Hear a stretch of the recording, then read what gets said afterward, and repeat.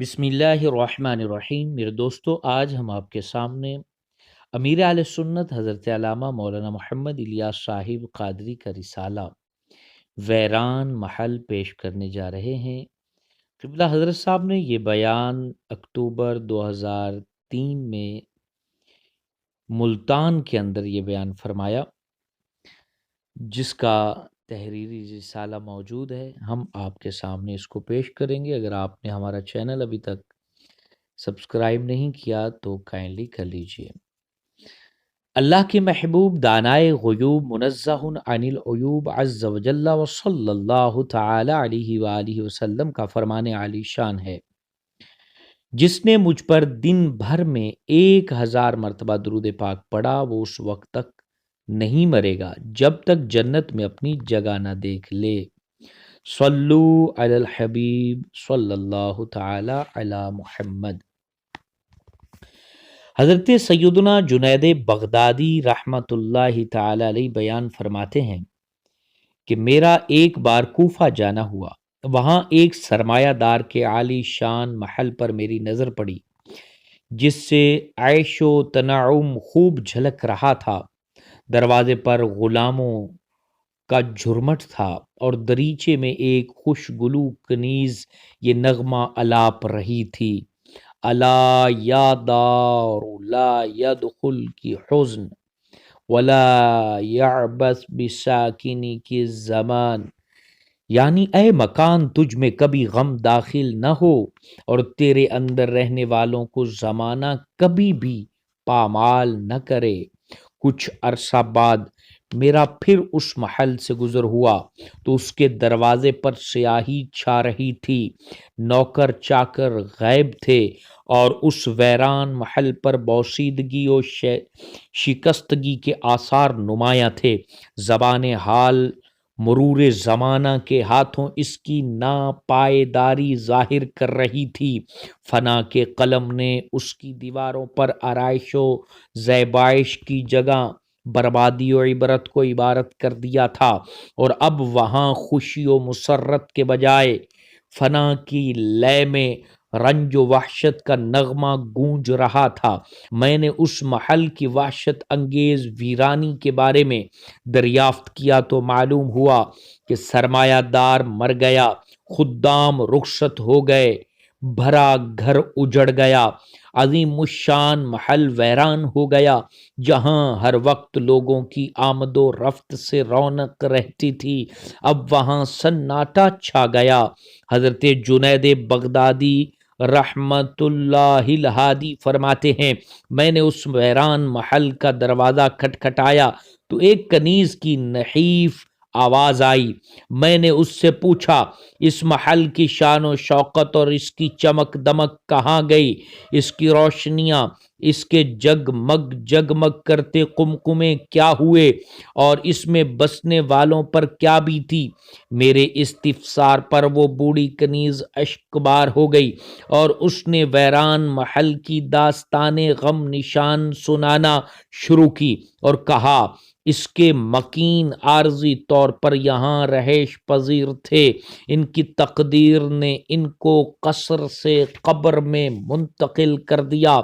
اس ویران محل میں رہنے والے ہر فرد خوشحال اور اس کے سارے اسباب و مال کو زوال لگ گیا، اور یہ کوئی نئی بات نہیں۔ دنیا کا تو یہی دستور ہے کہ جو بھی اس میں آتا اور خوشیوں کا گنج پاتا ہے، بالآخر وہ موت کا رنج پاتا اور ویران قبرستان میں پہنچ جاتا ہے۔ جو اس دنیا سے وفا کرتا ہے، یہ اس کے ساتھ بے وفائی ضرور کرتی ہے۔ میں نے اس کنیز سے کہا، ایک بار میں یہاں سے گزر رہا تھا تو اس دریچے میں ایک کنیز یہ نغمہ گا رہی تھی، یعنی اے مکان، تجھ میں کبھی غم نہ داخل ہو اور تیرے اندر رہنے والوں کو زمانہ کبھی بھی پامال نہ کرے۔ وہ کنیز بلک بلک کر رونے لگی اور بولی، وہ بد نصیب گلوکارہ میں ہی ہوں۔ اس ویران محل کے مکینوں میں سے میرے سوا اب کوئی زندہ نہیں رہا۔ پھر اس نے ایک آہے سرد دلے پر درد سے کھینچ کر کہا، افسوس ہے اس پر جو یہ سب کچھ دیکھ کر بھی فانی دنیا کے دھوکے میں مبتلا رہتے ہوئے اپنی موت سے غافل ہو جائے۔ میٹھے میٹھے اسلامی بھائیوں، ویران محل کی حکایت اپنے مکینوں کے فنا کے ہاتھوں موت کے گھاٹ اترنے کا کیسا عبرت ناک منظر پیش کر رہی ہے۔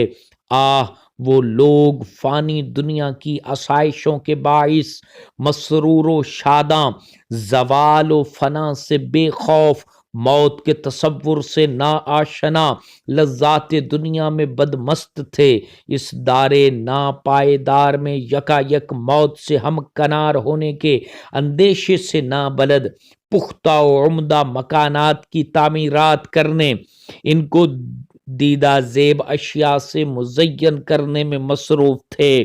قبر کے اندھیروں اور اس کی وحشتوں سے بے نیاز جگمگ جگمگ کرتی قندیلوں اور کمکموں سے اپنے مکانوں کو روشن کرنے میں مشغول تھے۔ اہل و عیال کی عارضی انسیت، دوستوں کی وقتی مصاحبت اور خدام کی خوشامدانہ خدمت کے بھرم میں قبر کی تنہائی کو بھولے ہوئے تھے۔ مگر یکا یک فنا کا بادل گرجا، موت کی آندھی چلی اور دنیا میں تا دیر رہنے کی ان کی امیدیں خاک میں مل کر رہ گئیں۔ ان کی مسرتوں اور شادمانیوں سے ہنستے بستے گھر موت نے ویران کر دیے۔ روشنیوں سے جگمگاتے قصور سے گھپ اندھیری قبور میں انہیں منتقل کر دیا گیا۔ وہ لوگ کل تک اہل و عیال کی رونقوں میں شاداں و مسرور تھے اور آج قبور کی وحشتوں اور تنہائیوں میں مغموم و رنجور ہیں۔ اجل نے نہ کسرا ہی چھوڑا نہ دارا، اسی سے سکندر صفات بہارا، ہر ایک لے کے کیا کیا نہ حسرت سدھارا، پڑا رہ گیا سب یوں ہی ٹھاٹھ سارا۔ جگہ جی لگانے کی دنیا نہیں ہے، یہ عبرت کی جا ہے تماشا نہیں ہے۔ اس حکایت کے آخر میں کنیز کی نصیحت میں بھی عبرت کے بے شمار مدنی پھول ہیں، مگر افسوس ہے اس پر جو دنیا کی نئے رنگیاں دیکھنے کے باوجود بھی اس کے دھوکے میں مبتلا رہے اور موت سے یکسر غافل ہو جائے۔ واقعی جو دنیاوی زندگی کے دھوکے میں پڑ کر اپنی موت اور قبر و حشر کو بھول جائے اور اللہ تعالیٰ کو راضی کرنے کے لیے عمل نہ کرے، نہایت ہی قابل مذمت ہے۔ اس دھوکے سے بچنے کے لیے ہمارا پروردگار عز و جل خود تنبیہ فرما رہا ہے۔ چنانچہ پارہ نمبر 22 سورہ الفاطر کی آیت نمبر 5 میں ارشاد ہوتا ہے، ترجمہ کنز الایمان، اے لوگو بے شک اللہ عز و جل کا وعدہ سچ ہے، تو ہرگز تمہیں دھوکہ نہ دے دنیا کی زندگی، اور ہرگز تمہیں اللہ کے حکم پر فریب نہ دے وہ بڑا فریبی۔ یقیناً جو موت اور اس کے بعد والے معاملات سے آگاہ ہے وہ دنیا کی رنگینیوں اور اس کی آسائشوں کے دھوکے میں نہیں پڑ سکتا۔ منقول ہے کہ حضرت سیدنا نوح علی نبینا وعلیہ الصلاۃ والسلام نے ایک سادہ سی بانس کی جھونپڑی میں رہائش اختیار فرمائی۔ عرض کیا گیا بہتر تھا کہ آپ کوئی عمدہ مکان تعمیر فرما لیتے۔ فرمایا جو مر جائے گا، یعنی جس کو موت کا یقین ہے، اس کے لیے یہ بھی بہت ہے۔ افسوس کہ ہم موت کی جانب عدم توجہ کے سبب دنیا میں عمدہ مکانات کی تعمیرات میں منہمک ہیں۔ ہم اپنے مکانات کو English toilet bath, American kitchen, marble flooring, wardrobe, full grill work, full wood work, extra work سے خوب سجاتے ہیں۔ ایک عربی شاعر نے کس قدر درد بھرے انداز میں ہمیں سمجھانے کی کوشش کی ہے، ملاحظہ فرمائیے۔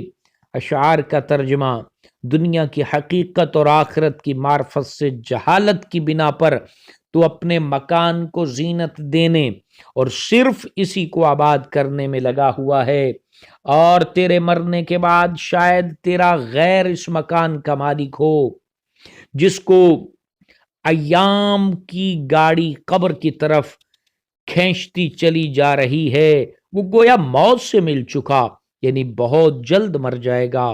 اور آدمی دنیاوی مقاصد کے حصول میں امید و رجا کے پھندے میں گرفتار ہے، حالانکہ انہیں جھوٹی امیدوں میں اس کی ہلاکت پوشیدہ ہے۔ اس جوان کا اجر اللہ کے ذمہ کرم پر ہے جس نے اپنے معاملے کی تدبیر کی اور صبح و شام موت کی تیاری کرنے میں جلدی کی۔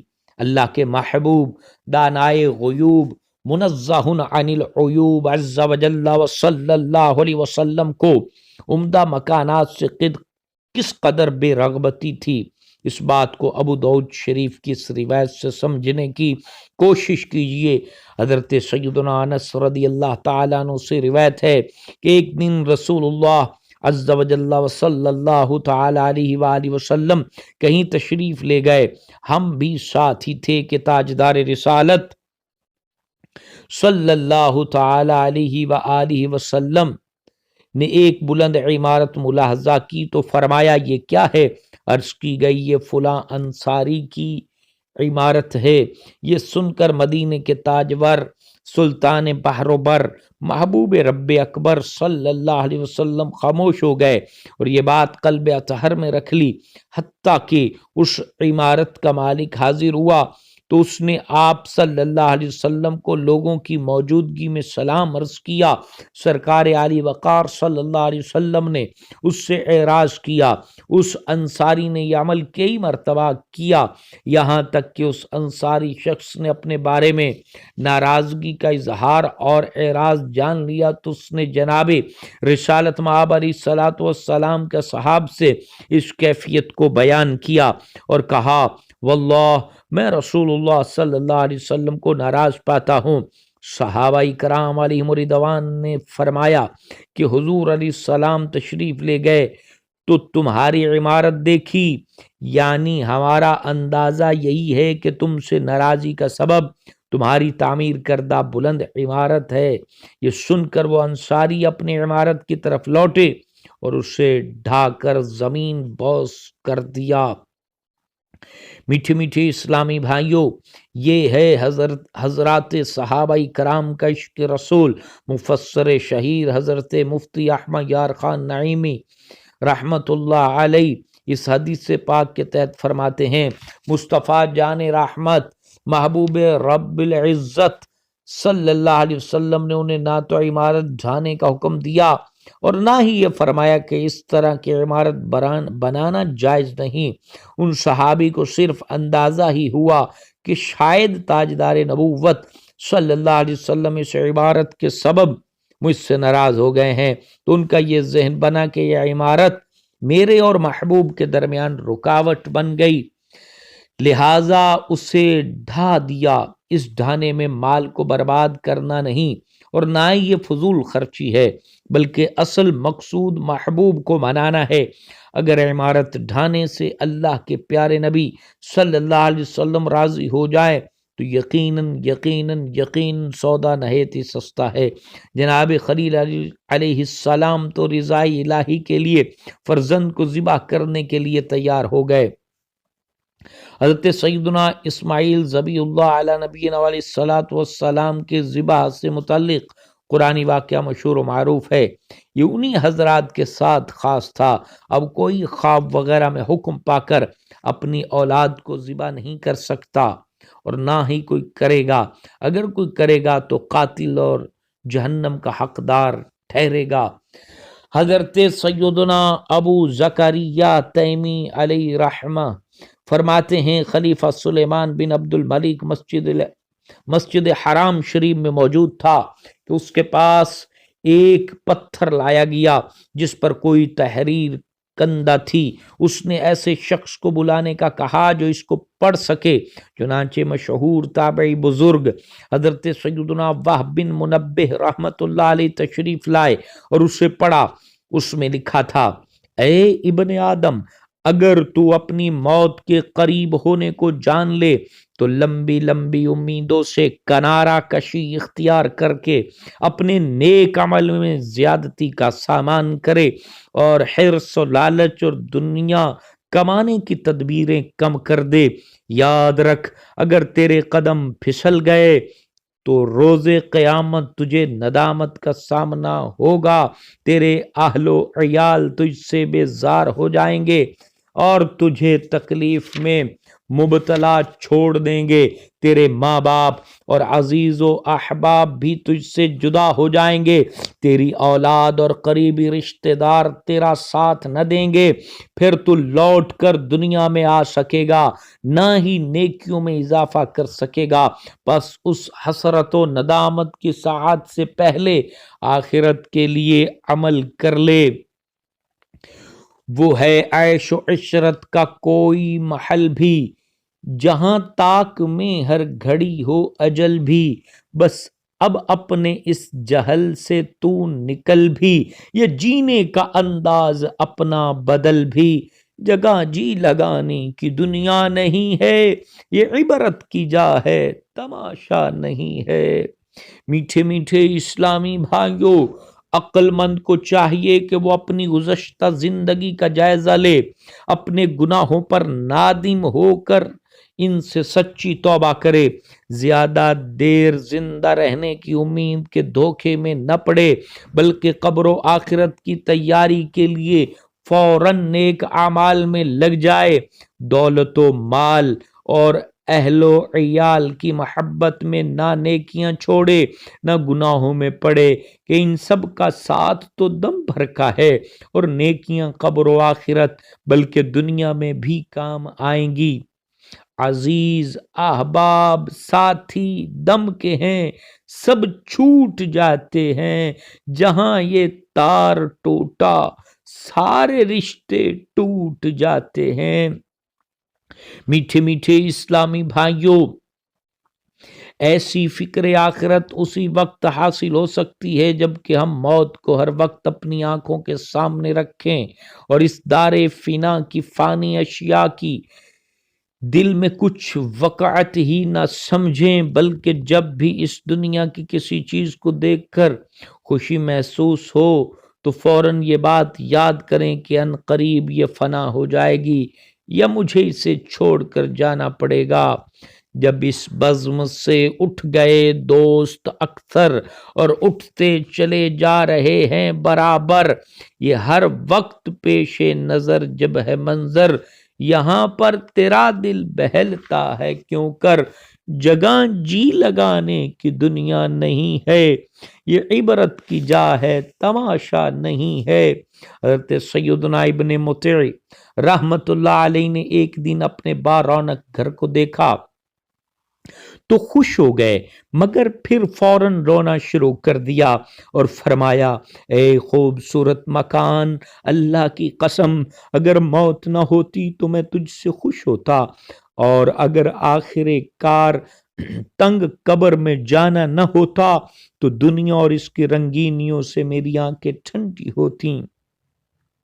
یہ فرمانے کے بعد اس قدر روئے کہ ہچکیاں بند گئیں۔ منقول ہے کہ ملک الموت حضرت سیدنا اسرائیل علیہ السلام کسی شخص کی روح قبض کرنے تشریف لائے۔ اس نے پوچھا، آپ کون ہیں؟ فرمایا، میں وہ ہوں جو بادشاہوں سے نہیں ڈرتا، محلات کے مسلح چوکیدار جس کو روک نہیں پاتے اور جو رشوتیں قبول نہیں کرتا۔ اس شخص نے کہا، جب تو آپ ملک الموت ہیں، افسوس میں نے تو ابھی موت اور اس کے بعد والے معاملات کی تیاری نہیں کی۔ فرمایا، اے شخص، تیرا فلاں ہمسایہ کہاں ہے؟ تیرا فلاں قرابت دار کدھر گیا؟ عرض کیا، وہ مر چکے۔ فرمایا، کیا تیرے لیے ان کی موت میں کوئی عبرت نہ تھی کہ نصیحت حاصل کر کے آخرت کی تیاری کرتا؟ پھر اس کی روح قبض فرما لی۔ میٹھے میٹھے اسلامی بھائیوں، کامیاب اور عقل مند وہی ہے جو دوسروں کو مرتا دیکھ کر اپنی موت یاد کرے اور قبر و آخرت کی تیاری کر لے.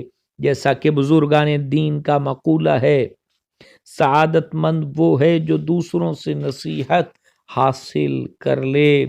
غفلت کے ساتھ موت کو یاد کرنے سے یہ سعادت حاصل نہیں ہوگی کہ اس طرح تو انسان ہمیشہ جنازے دیکھتا ہی رہتا ہے اور کبھی اپنے ہاتھوں سے بھی انہیں قبر میں اتارتا ہے. تصور موت کا بہتر طریقہ یہ ہے کہ کبھی کبھی تنہائی میں دل کو ہر طرح کے دنیاوی خیالات سے پاک کر کے پھر پہلے اپنے ان دوست رشتہ داروں کو یاد کیجئے جو وفات پا چکے ہیں. اپنے قرب و جوار میں رہنے والے فوت شدگان میں سے ایک ایک کو یاد کیجئے اور تصور میں ان کے چہرے سامنے لائیے اور خیال کیجئے کہ وہ کس طرح دنیا میں اپنے اپنے منصب و کام میں مشغول، لمبی لمبی امیدیں باندھے، دنیاوی تعلیم کے ذریعے مستقبل کی بہتری کے لیے کوشاں تھے اور ایسے کاموں کی تدبیر میں لگے تھے جو شاید سال ہا سال تک مکمل نہ ہو سکیں. دنیاوی کاروبار کے لیے وہ طرح طرح کی تکلیفیں اور مشقتیں برداشت کیا کرتے تھے. وہ صرف اس دنیا ہی کے لیے کوششوں میں مصروف تھے. اسی کی آسائشیں انہیں محبوب اور اسی کا آرام انہیں مرغوب تھا. وہ یوں زندگی گزار رہے تھے گویا انہیں کبھی مرنا ہی نہیں ہے. چنانچہ وہ موت سے غافل، خوشیوں میں بدمست اور کھیل تماشوں میں مگن تھے. ان کے کفن بازار میں آ چکے تھے لیکن وہ اس سے بے خبر دنیا کی رنگینیوں میں گم تھے. اسی بے خبری کے عالم میں انہیں یکا یک موت نے آ لیا اور وہ قبروں میں پہنچا دیے گئے. ان کے ماں باپ غم سے نڈھال ہو گئے، ان کی بیوائیں بے حال ہو گئیں، ان کے بچے بلکتے رہ گئے، مستقبل کے حسین خوابوں کا آئینہ چکنا چور ہو گیا، امیدیں ملیا میٹ ہو گئیں، ان کے کام ادھورے رہ گئے، دنیا کے لیے ان کی سب محنتیں رائے گاں گئیں. وہ رسا ان کے اموال تقسیم کر کے مزے سے کھا رہے ہیں، ان کو بھول چکے ہیں. اس تصور کے بعد اب ان کی قبر کے حالات کے بارے میں غور کیجئے کہ ان کے بدن کیسے گل سڑ گئے ہوں گے. ان کے حسین چہرے کیسے مسخ ہو گئے ہوں گے. وہ کھلکھلا کر ہنستے تھے تو منہ سے پھول جھڑتے تھے، مگر اب ان کے وہ چمکیلے خوبصورت دانت جھڑ چکے ہوں گے اور منہ میں پیپ پڑ گئی ہوگی. ان کی موٹی موٹی دلکش آنکھیں ابل کر رخساروں پر بہہ گئی ہوں گی. ان کے ریشم جیسے بال جھڑ کر قبر میں بکھر گئے ہوں گے. ان کی باریک اونچی خوبصورت ناک میں کیڑے گھسے ہوئے ہوں گے. ان کے گلاب کی پنکھڑیوں کی مانند پتلے پتلے نازک ہونٹوں کو کیڑے کھا رہے ہوں گے. وہ اللہ اکبر، وہ ننھے ننھے بچے جن کی تتلی باتوں سے غم زدہ دل کھل اٹھتے تھے، مرنے کے بعد ان کی زبانوں پر کیڑے چمٹے ہوں گے. نوجوانوں کے قابل رشک توانا ورزشی جسم خاک میں مل گئے ہوں گے. ان کے تمام جوڑ الگ الگ ہو چکے ہوں گے. یہ تصور کرنے کے بعد یہ سوچئے کہ یہی حال ان قریب میرا بھی ہونے والا ہے. مجھ پر بھی نزاع کی کیفیت طاری ہوگی، آنکھیں چھت پر لگی ہوں گی، عزیز و اقارب جمع ہوں گے. ماں میرا لال کہہ رہی ہوگی، باپ مجھے بیٹا بیٹا کہہ کر پکار رہا ہوگا، بہنیں بھائی کی آوازیں لگا رہی ہوں گی، چاہنے والے آہیں اور سسکیاں بھر رہے ہوں گے. پھر اسی چیخو پکار کے پرہول ماحول میں روح قبض کر لی جائے گی. کوئی آگے بڑھ کر میری آنکھیں بند کر دے گا، مجھ پر کپڑا اڑا دیا جائے گا، عزیزوں کے رونے دھونے سے کوہرام مچ جائے گا، پھر غسال کو بلایا جائے گا، مجھے تختہ غسل پر لٹا کر غسل دیا جائے گا اور کفن پہنایا جائے گا۔ آہو فغاں کے شور میں اس گھر سے میرا جنازہ روانہ ہوگا، جس گھر میں میں نے ساری عمر بسر کی، کل تک جنہوں نے ناز اٹھائے، آج وہی میرا جنازہ اٹھا کر قبرستان کی طرف چل پڑیں گے، پھر مجھے قبر میں اتار کر میرے عزیز اپنے ہاتھوں سے مجھ پر مٹی ڈالیں گے۔ پھر قبر کی تاریکیوں میں مجھے تنہا چھوڑ کر سب کے سب واپس پلٹ جائیں گے، میرا دل بہلانے کے لیے کوئی بھی وہاں نہ ٹھہرے گا۔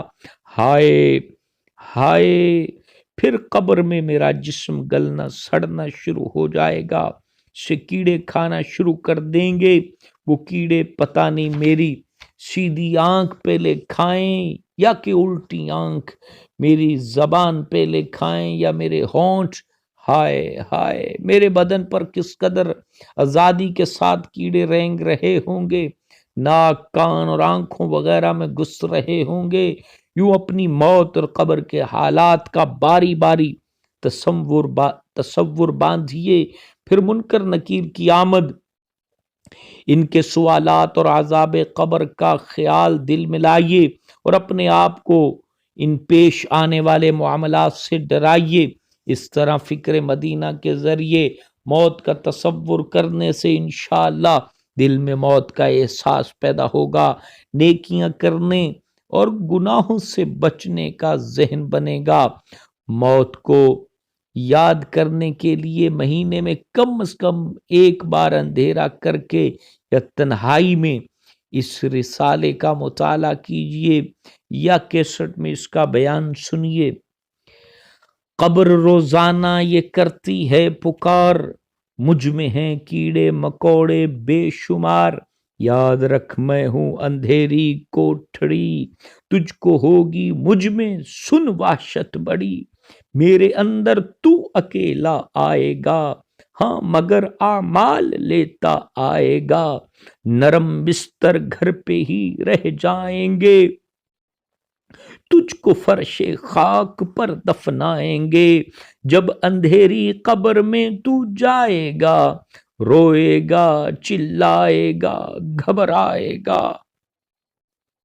کام مال و زر وہاں نہ آئے گا، غافل انسان یاد رکھ پچھتائے گا، جب تیرے ساتھی تجھے چھوڑ آئیں گے، قبر میں کیڑے بدن کو کھائیں گے، قبر میں تیرا کفن پھٹ جائے گا، یاد رکھ نازک بدن پھٹ جائے گا، تیرا ایک ایک بال تک جھڑ جائے گا، خوبصورت جسم سب سڑ جائے گا، ابل کر آنکھ بھی بہہ جائے گی، کھال ادھڑ کر قبر میں رہ جائے گی، سانپ بچھو قبر میں گر آ گئے، کیا کرے گا بے عمل گر کھا گئے۔ میٹھے میٹھے اسلامی بھائیوں، ہمارے اسلاف ہر وقت موت اور قبر و آخرت کو پیش نظر رکھتے، یہی وجہ ہے کہ وہ گناہوں سے اجتناب کرتے اور نیکیاں کرتے رہتے، اور اس دار فنا کی عارضی لذتوں میں منہمک ہو کر مطمئن ہو جانے کے بجائے خوف خدا سے گریہ کنا رہتے۔ چنانچہ حضرت سیدنا یزید رقاشی علیہ رحمہ فرماتے ہیں، ہم عامر بن عبداللہ رحمت اللہ علیہ کے پاس حاضر ہوئے، روتے روتے ان کی ہچکیاں بندھی ہوئی تھیں، ہم نے سبب گریہ دریافت کیا تو فرمانے لگے، مجھے اس طویل ترین رات کا خوف رلا رہا ہے جس کی صبح یوم قیامت ہے، یعنی قبر کی رات کے ہوش ربا تصور نے تڑپا رکھا ہے۔ میرے پیارے پیارے اور میٹھے میٹھے اسلامی بھائیوں، ہم سب کو چاہیے کہ ہم اپنی موت کو یاد کرنے کے لیے بزرگان دین کی تعلیمات کا مطالعہ کریں، کہ رسائل اور ان کی کتابیں جو ہیں ہم پڑھتے رہیں۔ حضرت مولانا الیاس صاحب قادری کا رسالہ ہم نے اس کے 25 صفحات الحمدللہ مطالعہ کیے ہیں۔ اللہ تبارک و تعالی سے دعا ہے کہ اللہ تعالی ہمیں عمل کی توفیق عطا فرمائے اور ہمیں ہر قسم کے برے عمل سے بچنے کی توفیق اللہ بخشے۔ اسی طرح آپ اگر ہمارے چینل کو سبسکرائب کر لیں گے تو آپ کے پاس انشاءاللہ تعالی روزانہ ایسی بہترین معلومات اور اصلاحی باتیں پہنچتی رہیں۔ شکریہ۔